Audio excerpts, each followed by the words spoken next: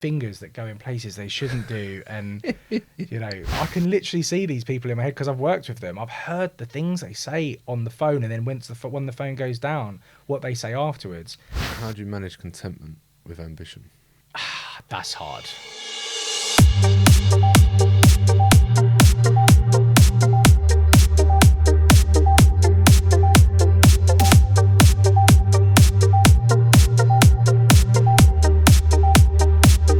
Today's episode, we have Sam Norris from Grand Union Finance and the top podcast. It's in the top 100, may I add, of the Game of Loans podcast. So make sure you go and check it out. We're going to be covering everything from, obviously we're in a recession now, as you guys know, his favourite lender to work with, any hot tops and tips that he's going to touch on, and trust me, there's a lot of them. So Sam, welcome to the podcast. Mate, I'm so happy to be here finally in this room. I've seen everyone else be on it, and I'm like, I've got FOMO. I wanted to be on. Well, let's see if you say that at the end. So, as everyone knows, I like to start at the very beginning. So, take me back to what it was like in your early years. Yeah. So, in terms of pre-work, are we talking? Pre-work. We're going really far back. Yeah, fine. I'm fascinated. I always ask. People probably get bored. That's why I haven't got many subscribers. But I'm fascinated in as what shapes you. What shaped you into the person you are today? Yeah.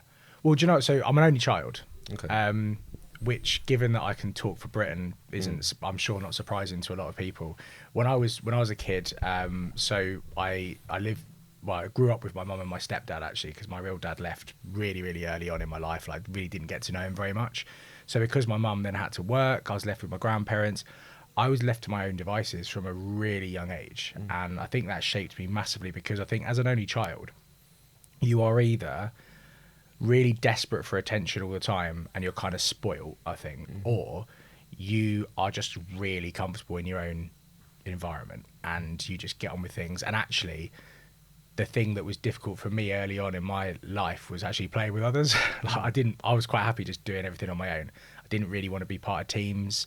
I'd rather play sports that were just me on my own. And I think what that was is because actually I was in control of my own destiny then. I wasn't reliant on people doing a decent job as well. Yeah. And over time, I had to sort of change that mentality a little bit. I started playing rugby at a really early age. My stepdad, who I'll refer to as my dad from now on because he is, big rugby boy. And obviously I got into that at a very early age, and I really struggled like being part of a team. And I just wanted to do everything. I mean, I've captained every rugby team I've ever played in. I've always been like the equivalent of like a centre midfielder from a footballing perspective, playing rugby, always calling the shot. So maybe that harks back to that being in control of things scenario. But yeah, that was me early doors, was only child Sam, left to his own devices, just had to get on with stuff. And I didn't really have much of a choice in that, to be honest. You mentioned that your sort of dad left at an early age. How did you manage that, and how did you cope with it? Do you know what? It's when people talk to me about this, they're really shocked. My reaction, I'm not bothered. Like, it has had so little effect on me. I think it's because I know he wasn't the greatest of human beings. The only real major negative impact it's had on my life is that, like, I'm really similar to my mum in terms of the way we look, the way that we are kind of emotionally as individuals as well. And so it's very easy for me to know what character traits I have that are from my original, like from, as one of my girlfriends once called him the sperm donor. Right, yeah. And some of them are quite negative. So I would always struggle with criticism as a kid. Something that my mum doesn't struggle with, so I know where that came from. I've had to learn to deal with that in a more positive way. I was always quite lazy as a kid as well. And again, those traits used to be things that I used to hold up as real negatives about myself, when actually both of those things now I use as like superpowers in how I go about doing things now. The fact that I am lazy means that I'll go and find the easiest way of doing something, which is usually conducive to a better service to my clients and a better way of working and a better way of dealing with my staff.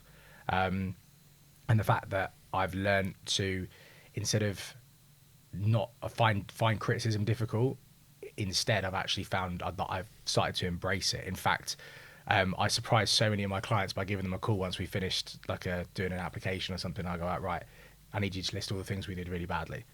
they're like, what? And I really push them on it, because I'm now almost obsessed with making sure that everything is as good as it can be, and even just a tiny little bit of constructive criticism that we can get from an existing client, it's worth its weight in gold. Where does that come from? Because I get what you're saying, but people listening to this won't necessarily understand that you're trying to achieve a certain target or achieve like 100% every single time. So where does that come from? Do you know what? Trying to be the best all the time. Actually, to be honest, this has probably come a little bit from my stepdad. As I said, I'll call him my dad from now on. So my dad, in the local North London Barnet area where I grew up, he is like, the joke is we call him King of Barnet, because everyone knows him. He's so popular. Our local pub that we go into, when he walks in, everyone wants to come and say hello to him.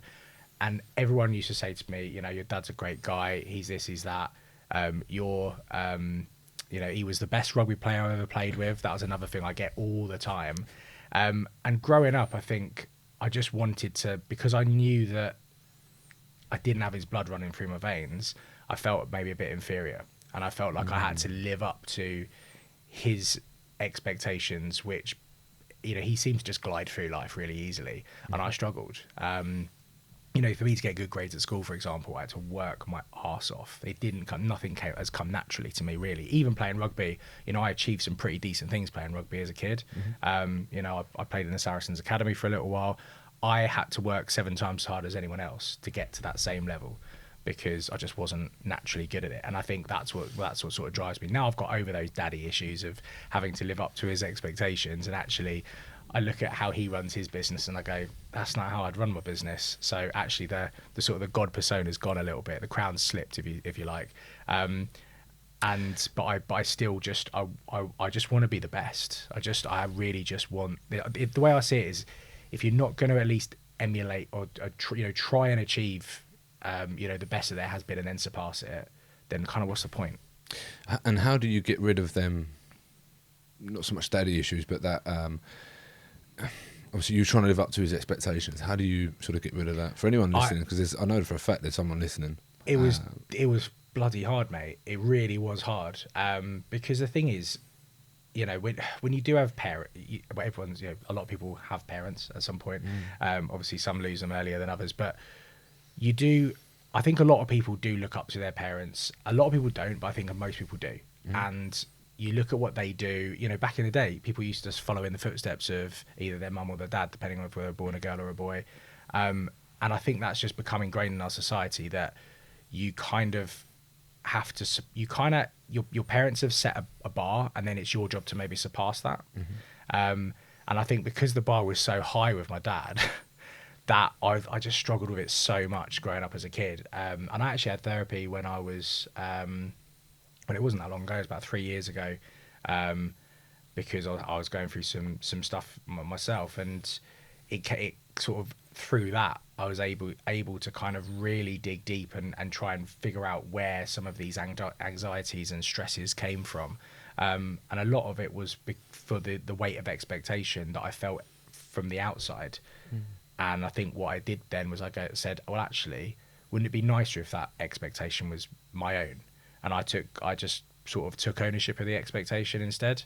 I didn't need somebody else to tell me that I was doing a good job anymore. I knew when I was doing a good job. Yeah, do you know what? It's great. And this is a funny thing, actually, talking about kind of work-related stuff. I get told all the time, because in our industry, you have to self-nominate for awards and stuff. Like, why does Grand Union never win an award? I'm like, because I never nominate us. Because I don't need that recognition right now. In the future, it'll form part of our marketing. But right now, I don't need it. All it is it's a waste of time, because that's time I could be talking to a client on the phone. I don't need that outside recognition that we've won an award that we've self-nominated ourselves for. Not bothered at all. I'd rather just do a really good job and have my clients. On the way here today, one that we completed on a bridging loan for an HMO conversion today. Yeah, literally, he's shared it, and that means more to me than winning an award. Seeing somebody publicly want to say, you know, we've completed on this, thanks. And it obviously goes back to the point of the lessons that you've learned in therapy. And I think it's very important for people. I say every single time that someone goes to therapy, that well, actually, what type of therapy was it first? It was for anger management. Really? Yeah, I know. Whenever I tell anyone, they're like, "What?" No, it doesn't surprise me, Mm. but I thought it would have been a different one, if I'm honest. What? Obviously, you told us some of the lessons that you've learned, but was there any more that you learned from that? It was just to have a bit more control over myself, because I think what happened was, like I said, I played rugby for a long period of time. One of the reasons I think I didn't go pro, because I think I had the mental strength to go pro, was because I had a really bad injury when I was 18, standard. I dealt with that by just drinking loads for like a year after that. But I, you know, rugby is a physical sport, and you perhaps don't realize how much of your stresses and strains of your daily life you are able to release by playing a game at the weekend, going to training, going to the gym hard, and all that kind of stuff. And when that suddenly comes to an end, because it stopped, I broke my ankle, so it wasn't on my terms either. Which has always kind of annoyed me, and I always feel like I need to just play one more game of rugby just to say, right, I'm retiring now on my own terms. Yeah. But I suddenly didn't have that output to get rid of those stresses and strains, and I have a stressful job as well. I've got a lot of demands on my time, and a lot of people that have very high expectations of me as well, which are kind of, when you are relatively successful, you are kind of a victim of your own success, that people expect that high level 24/7. And I think it just kind of got to me in the end. My wife at the time also struggled with sort of mental illness, I suppose you would call it. Her mental health was bad. She always had anxiety, and she couldn't be there for me. She just physically didn't have the capacity to do it. So I did feel really lonely, and I felt kind of lost in my own thoughts a lot of the time. And when you have a lot of things going through your head, which I do, which is I've always thought of it as a thing to struggle with, but I've done a lot of research, and apparently it's a trait that very successful people have, is they find it difficult to switch their brain off. So I'll take that as a win. But yeah, it just got to it's so weird to describe to anyone. You just completely lose control of yourself. I don't think it is weird at all. I can certainly relate to you, especially with rugby, especially with the anger management and the mental side of things. So again, I'll share my story with the rugby. Exactly the same with epilepsy and the arthritis. And again, I had the operation, but I would look for validation from the sideline. Wouldn't necessarily get it, so I'd purposely pick someone out on the middle of the pitch and smash the living shit out of them. I used to do exactly the same thing, and I still wouldn't get it. And I think, well, what's the point? But do you know what's weird, right? So you'll get this now. So I'd imagine we played in pretty different positions, judging by our physical stature. A prop. Yeah, you're a prop. Prop and 8. Yeah. Oh yeah, I was a fly half. I was a pretty boy. Yeah. So, but I still, I would get more satisfaction over absolutely annihilating someone and scoring a try. Yeah, 100%. Yeah, absolutely. And sometimes you get a bigger cheer. Yeah, of course you would. Because absolutely. You've just absolutely, because it's such a boys' club, isn't it? Yeah. It's just such a. Again, if you've never played the game, it's so difficult to describe, because from the outside looking in, it sounds horrendous. You talk about, right, so you spend, I'm sure exactly the same. You spent the entire time with your own teammates absolutely taking the piss out of each other to such an extent that most people would cry. That's how bad the banter would get. And then when you're on the pitch and you're all together, you then take that up to the next level with the people that are opposite you in a physical way.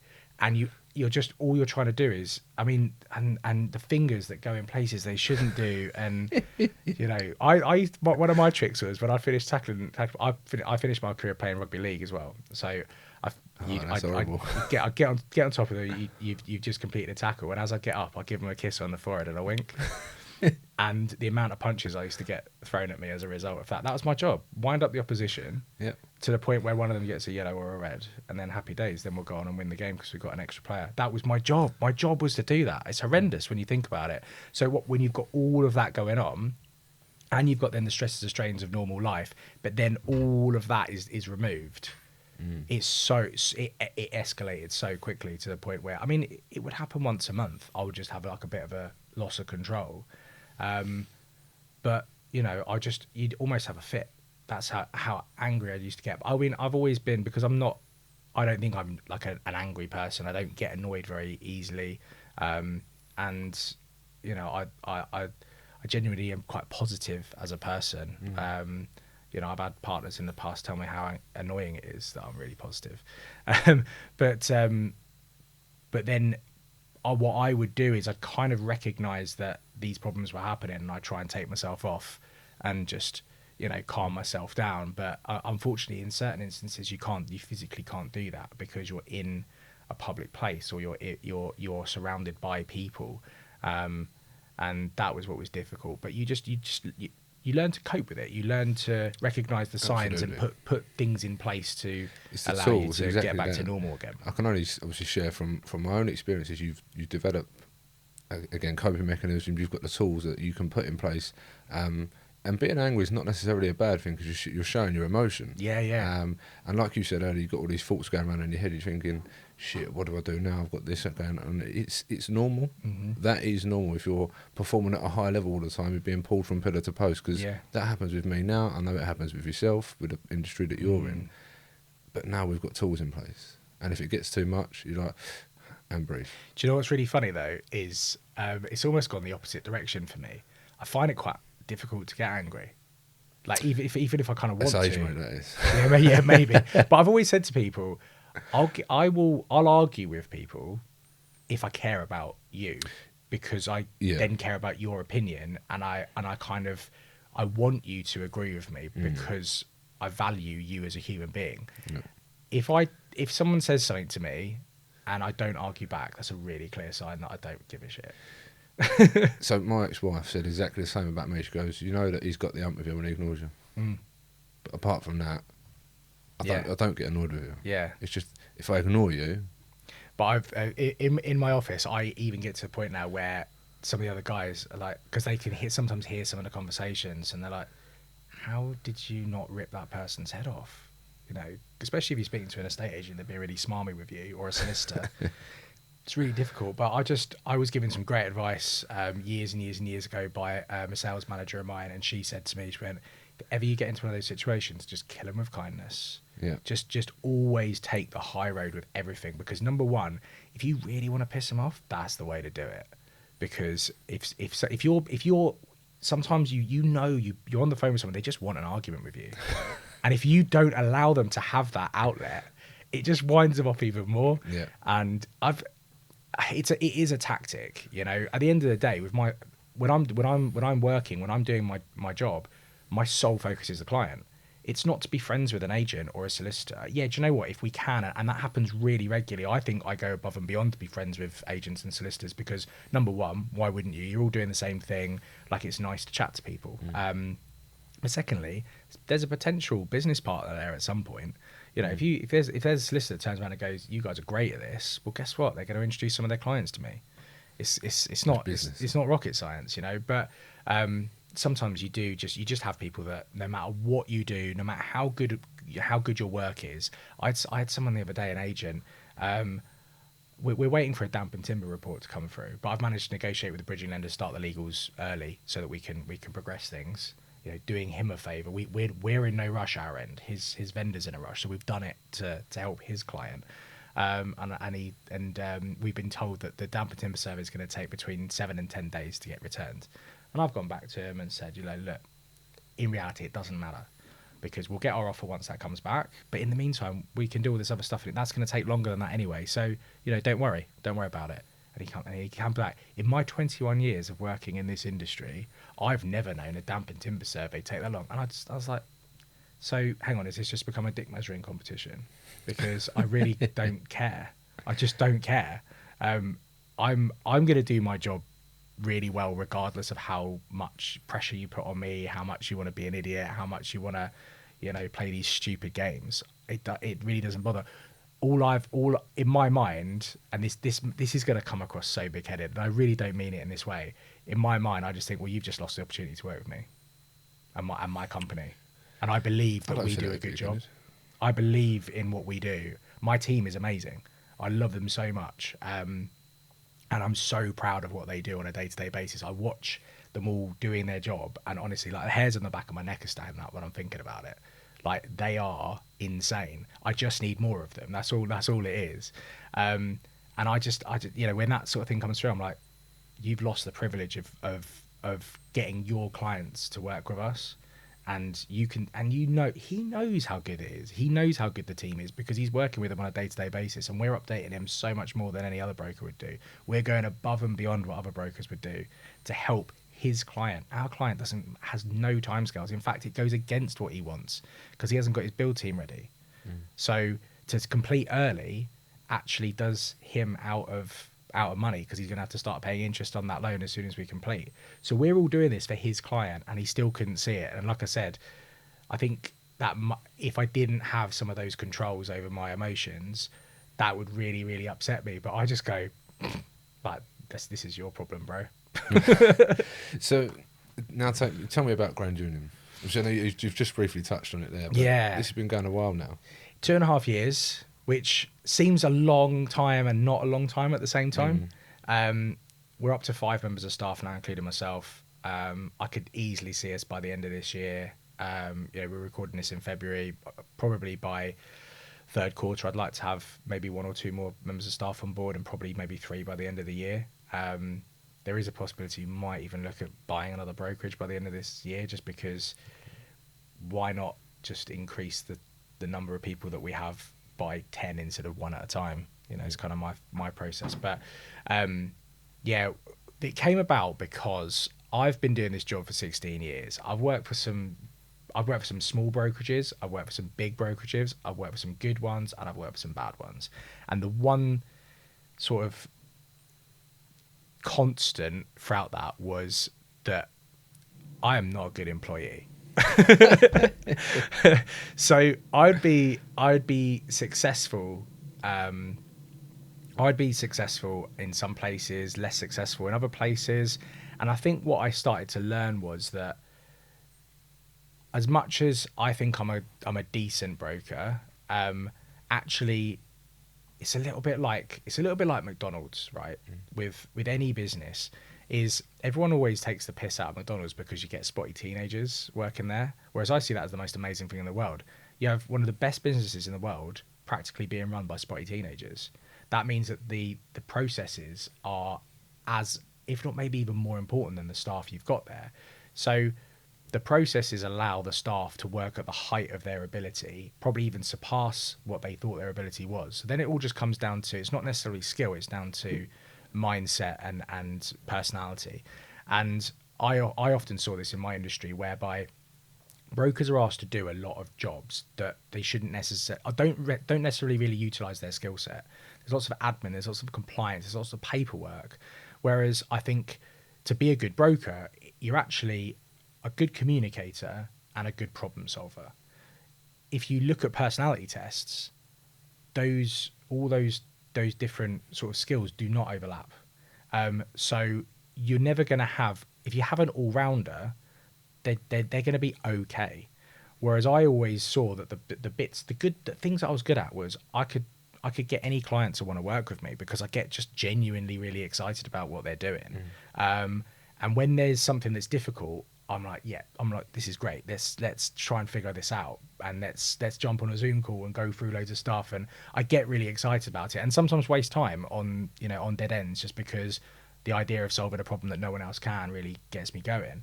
But I'm rubbish at paperwork and follow up and all that kind of stuff. So I instantly thought, well, if I'm actually I either change career and just do something different, or I utilize at the time, 14 odd years or so of working in this industry and go, actually, let's just do it. I'll just do it for myself. I'll do it the way I think it should be done. And I'll bring in the systems and processes in place to allow me to do my job to the best of my ability, then bring the best people I can find in that complement my skills with a completely different skill set. And that's how we built things up. I still speak to pretty much every client that comes through the front end at Grand Union because I want to get to know them. I want them to know that the way that I think things should be done is how the rest of the team work. They are, as much as it's, it sounds almost dictatorial, but they're working to how I think things should be done, and that's how I built the team out. So, you know, there's hundreds of other brokers out there, and I just kind of thought, well, how can we be not only different but better? And the way that I use it is, how can we actually create a genuine alternative to what else is out there? Because if people don't like what else is out there, there isn't really an alternative at the moment. So we wanted to just do things in a different way. How have you been received by the other brokers? Poorly. I need to learn to shut my mouth sometimes, because I can be a little bit.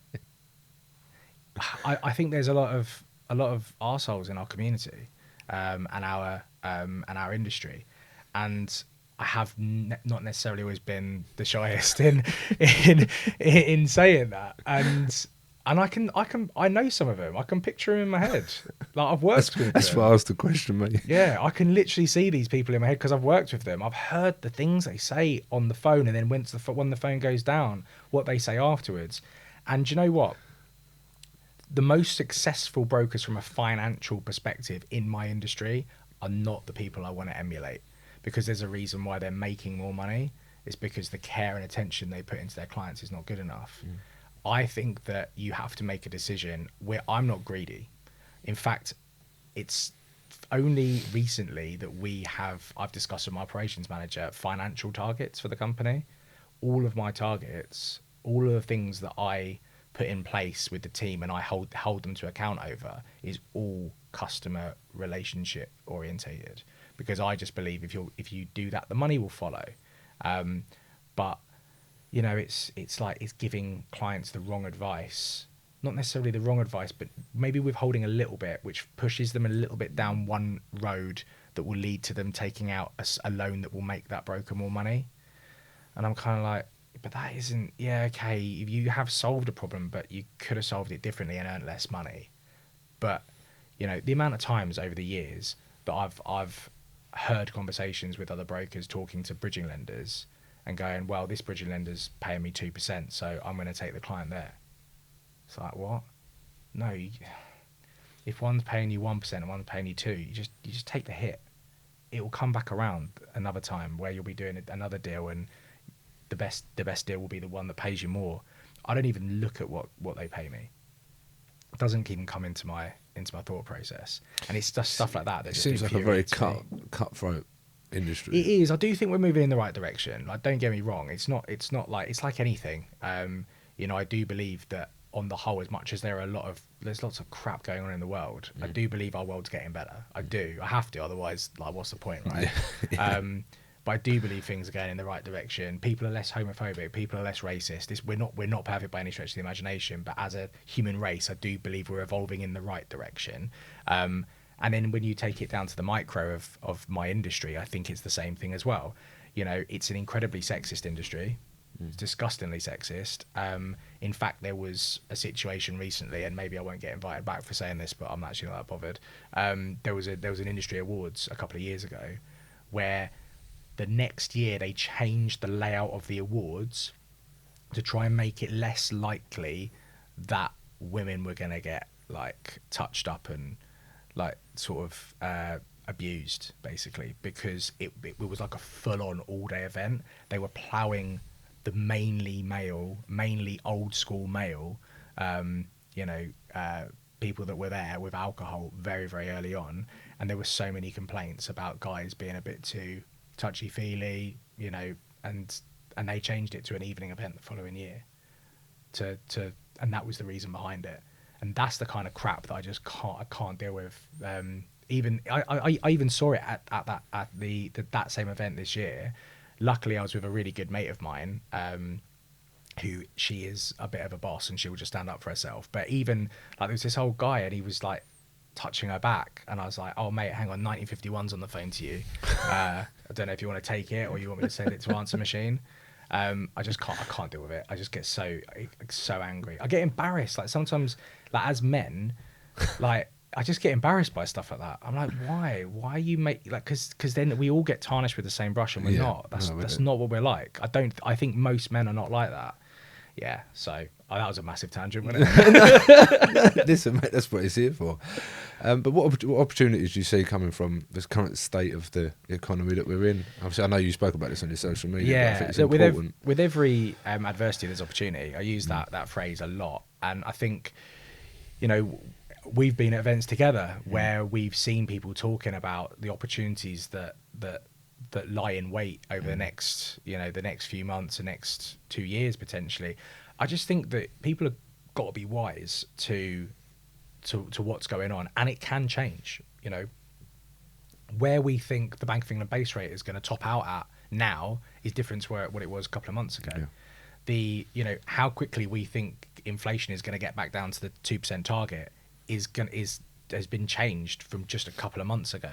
These things are changing. Yes, okay, we can look at 2023 and say, in the property market, these are where the opportunities are. In this is where the opportunities are. Yeah, but it could change. It could change at any time. And I think you just need to be really agile. I think that's what it is.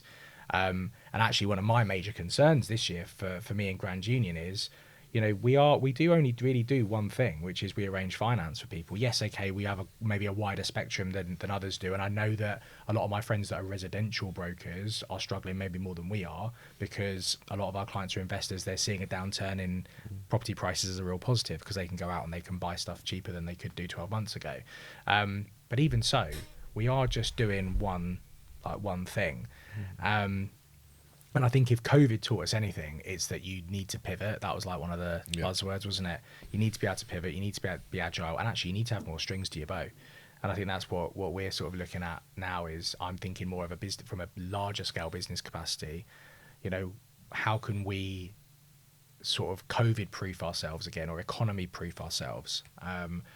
And there's a really good example of this, not anything to do with my business, but there's a guy called James Sinclair that I really enjoy following online.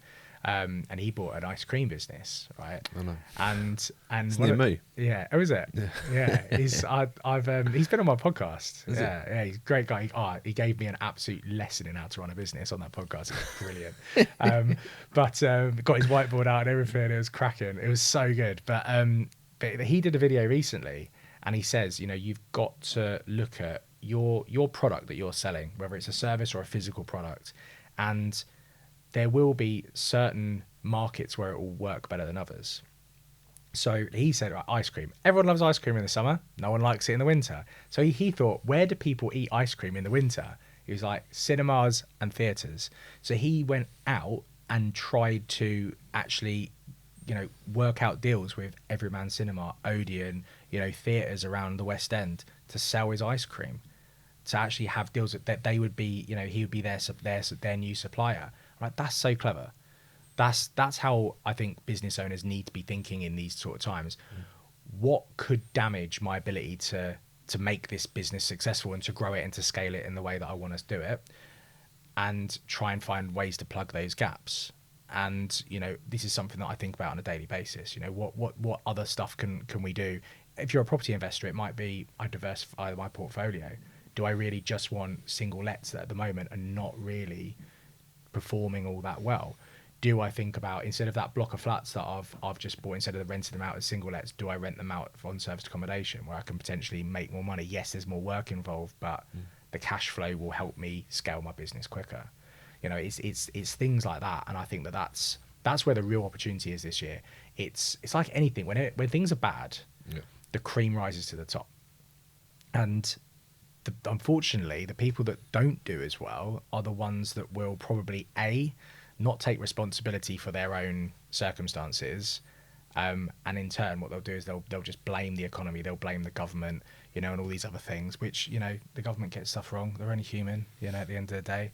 And they won't look at the opportunities and think, I can take control of my own destiny here.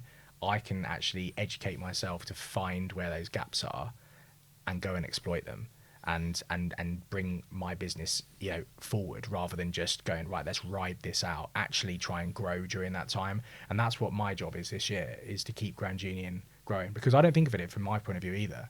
I think of it from my staff. I'm like, right, I need Grand Union to get bigger, because I need to pay my staff more next year than I'm paying them this year. And if I don't, okay, one of my staff members took a pay cut to come and work with us, which is like the biggest compliment you can probably get. But I still want to get her back to what she was getting paid previously. And You know, that's a big pressure, but it means that you have to be creative. You've got to think outside the box, and you've got to try and grow in a time where most businesses won't. That's really tough. It is tough. Normally I'd ask obviously about your lending and stuff like that, but I want people to reach out to you. Obviously you've got a Calendar link. I'll put it in the description. Because there is so many moving parts, and it depends how much funding you've got available. Obviously your own personal situation and your appetite for risk, in my own personal opinion. Obviously, me personally, I'm not starting, so I'm going to be looking at different projects. If you're only starting and say you've got 20, 30, 40, 50 grand, you're not going to be looking at, in my opinion, a buy-to-let. It's not the right time for you. So schedule a call with Sam, and then he could advise. I don't know if you do it for free or I do. So I've got, I have like a one-to-one property sort of strategy call that I do, which is paid for, just purely because we are mega busy at the moment, but I still want to be able to make time for people that are very, very early doors and aren't necessarily ready to become Grand Union clients right this very second, but can do in the future. But we are taking on new clients. We're just, I'm not saying we're having to be picky. We're just having to prioritize existing clients and those that really do need our help right now, which is not a great position to be in. You know, I want to be able to be in a position where whenever my phone rings, I can pick it up. But I don't see that as an issue. But if anyone is interested, they can reach out to myself. But if you are looking to get started and take the action, reach out to me. Reach out to Sam on Instagram. Obviously, again, everything will be in the description. Take me to your happy place. Where's your happy place? Happy places watching Saracens win the Premiership title at Twickenham this year. That'll be very happy. Anyone that knows me, so I'm a bit obsessed with Saracens, who've not had the greatest of recent history. But I get a little bit too excited when Saracens are playing, especially when they're winning. And when they're losing, I'm just not a good person to be around. I get quite upset. It's just I cannot help it. I just cannot help it. But that's my. You don't get angry though, remember? I don't get angry. What I do is sometimes I'll just say things like, and then instantly go, oh, that was a silly thing to say, wasn't it? And I'll say them a bit too loud, and that's all it is. I'm sure the people that sit around me in the West Stand at the Stonex Stadium probably wish that they'd got their seat somewhere else. So I apologise to everyone in my block. But no, that's me from a personal perspective. You know, that's sitting watching a game of rugby with a beer in your hand. You can't get much better than that. From a sort of a work related perspective, I know it sounds really cheesy, but me and the team have a Friday afternoon Zoom call. We're all remote. Everyone's based in different parts of the country, and there is nothing better than, the whole point of it is that everyone can chat through problems that we've got with what we're doing, problems with certain cases, and we can all find solutions and have input with each other's issues. And sometimes it's nice just to sit back, like I'll start the conversation off and then just watch them all interacting with each other. It's like, I feel like a proud father or something. It's just you just can't beat it. And you know that they're all talking to each other because of you. Like, if I didn't start this business, then they wouldn't all know it. They wouldn't know each other.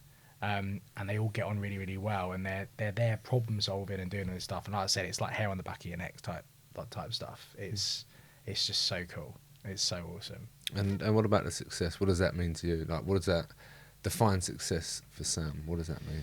I think success will be that, and this is where I think there's a lot of people that they have their goals and their targets, right? And for me, I have moving goals and targets, because ultimately I'm going to be doing this or some version of this until the day I die. I'm not going to retire. It's when time is up for me to be able to think I'm actually really content with what I've done. That's success. To not have any regrets, and just to genuinely be able to, it's contentment. Happiness is fleeting. Contentment is the thing that people should be aiming for. How do you manage contentment with ambition? That's hard. I think, do you know what? It's and I know that there have been other people that have sort of used a very similar quote to this, but it's loving the game rather than just, you know, if you ask most professional rugby players, footballers, whatever, and who are retiring, and they're saying, what was your best like memory of playing the sport, they probably won't tell you about a goal they scored or a trophy they've won. They probably told you about something funny that happened on the training pitch, or something that happened after a game on the coach on the way back to the training ground or something. So you've got to love the game. You can't just be just purely goal orientated. The goal is there to keep you playing the game, because otherwise, without a goal, there's no point in the game. So I think the day to day, you've got to find something that when you wake up in the morning, it puts a smile on your face. It's not going to happen with everyone, and I'd tell everyone, I guarantee you that Harry Kane will wake up one morning. He's the England captain, the pinnacle of our nation's sport. And I guarantee you sometimes he wakes up and goes, oh man, I just wish I could watch Netflix today. So it doesn't matter what you do, you're always going to have those days. But if you can more often than not be just really content and happy with your day-to-day life, with what you're doing and what you're building towards, then have patience on a big level, but also be really driven on a smaller level, on a day-to-day level, wanting to get things done, wanting to pursue things, and wanting to move that stuff on and improve your team and improve what you're doing. If you can find all of those things, then I think that's true success for me. And how do you stay driven to the goal? And I think you've alluded to it in some parts throughout the whole podcast, but your definition of success is exactly the same as mine. You've got moving targets. It's because we're both really clever people, mate. I would agree. I don't disagree with that at all. But for everyone listening, it's going to be, how do you stay driven? You can't be 100% motivated all the time, and I agree. But if you're in love with the game, like you say, how do you stay motivated? Do you know what? I think you have to understand that you're not always going to be motivated. Exactly. That's the key. Yeah. I gave this advice to one of my team members literally today.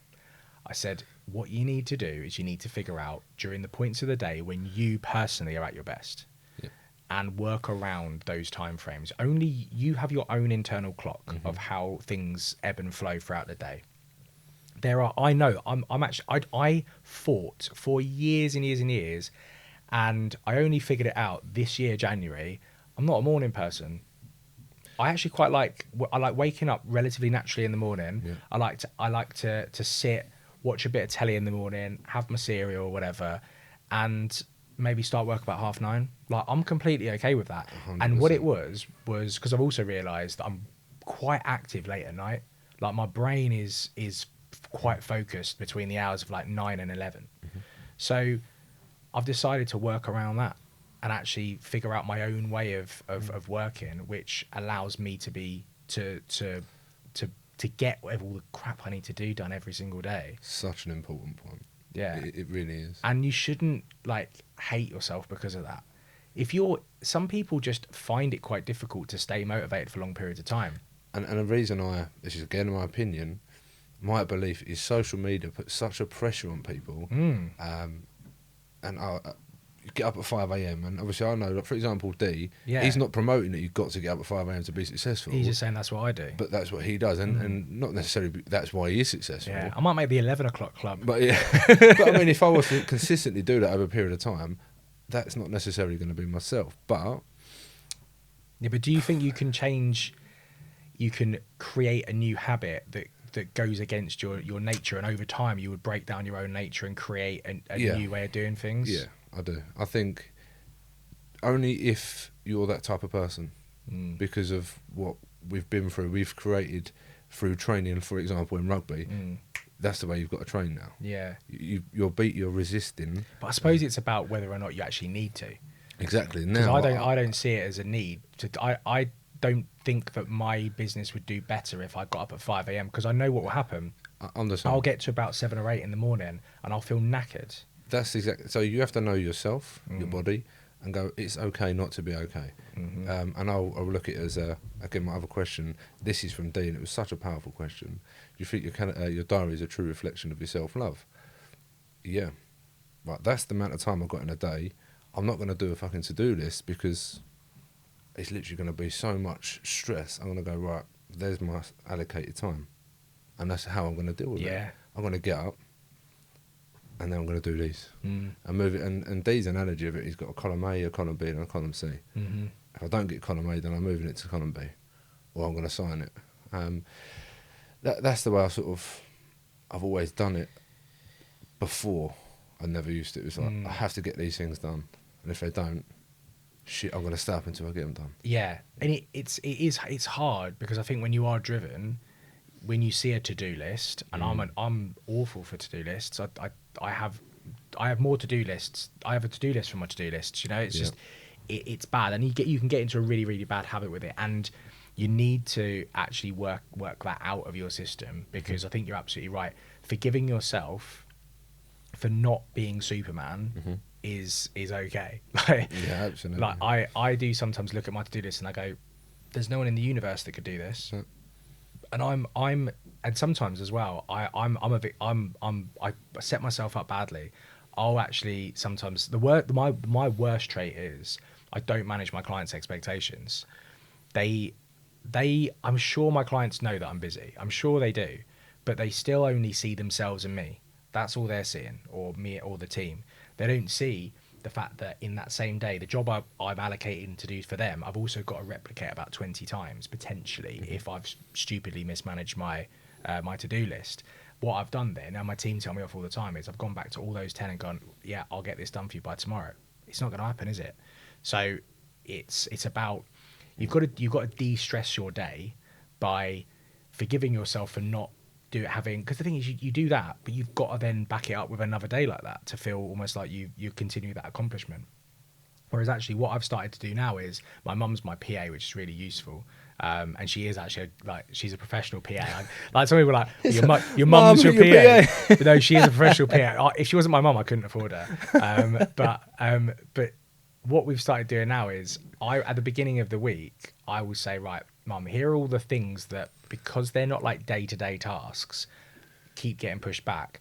I need you to go and just allocate them into my diary throughout this week for me, so these things need to get done this week, and these things need to be done very latest by the end of next week.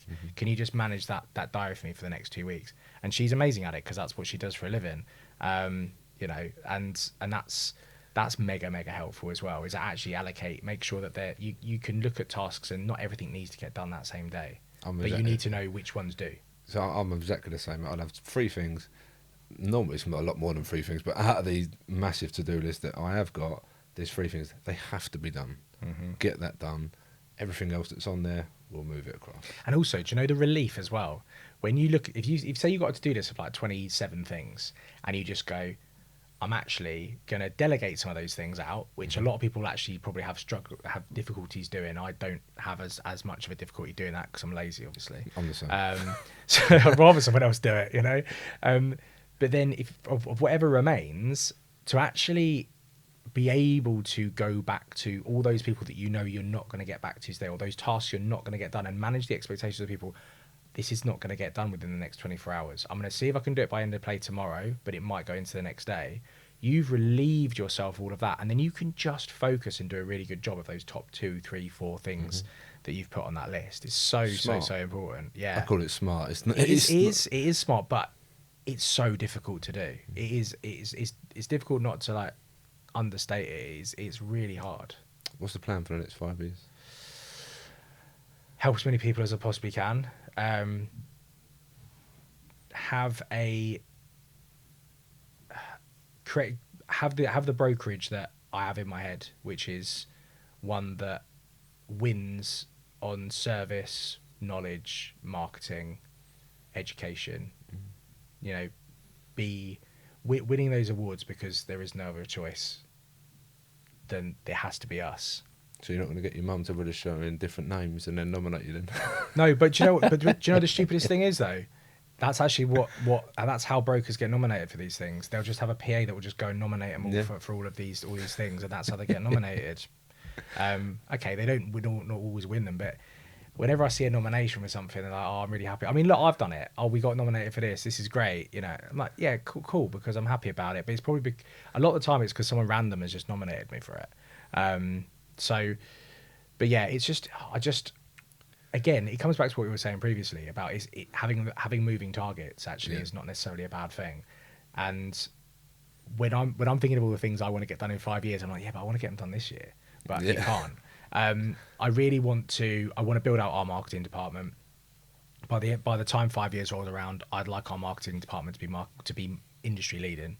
I want us to be creating the funnest content that any brokerage creates. That's a real massive ambition for me, is to actually bring financial education to the masses through Grand Union and through our marketing team.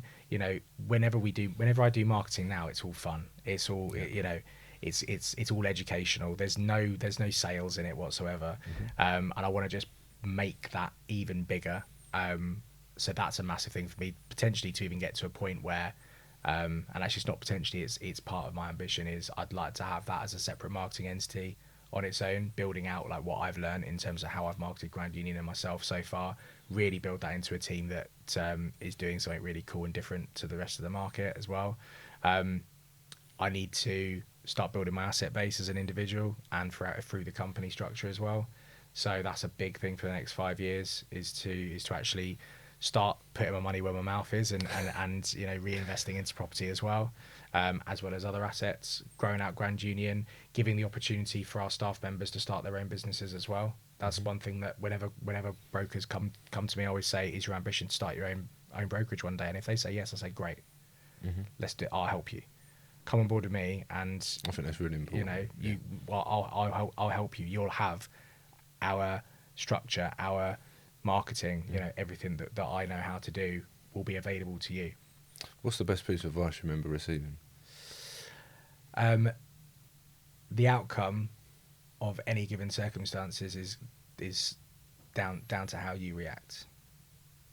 Who's that from? That was from that same sales manager from ages ago. Really? Yeah.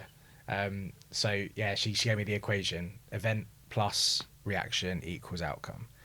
And I think what that does is one of my biggest bugbears is people not taking responsibility for themselves and just I hate blame culture, hate it.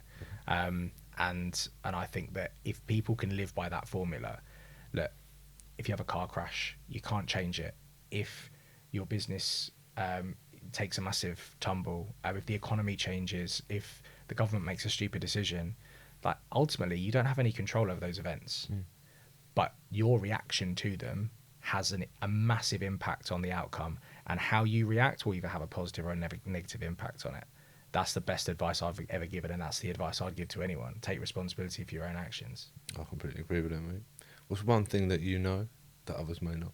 Oh, I'm sure there's loads of stuff, and I can't think of any now. It's probably some sort of stupid, like, something about, I don't know, Saracens, or I also support Barnet Football Club. We're like one of the worst teams in the whole of the UK, so it's probably something to do with that.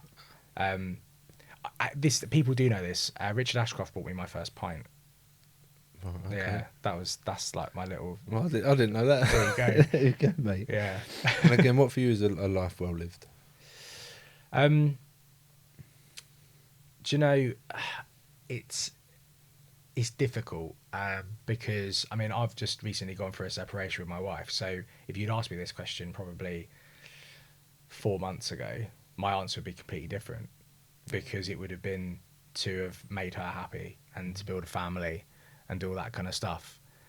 Now that that's not there, my opportunities are completely endless at the moment, because I've got a brand new life to start living. So right now, I don't know the answer to that question, genuinely, just because of the time in my life that you've asked it. Episode 2 pending. Probably episode like 4.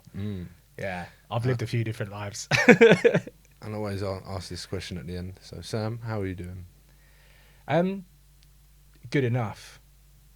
Enough? Good enough. Yeah, I'm a very driven person, so I'm very okay with the fact that I may never be truly satisfied.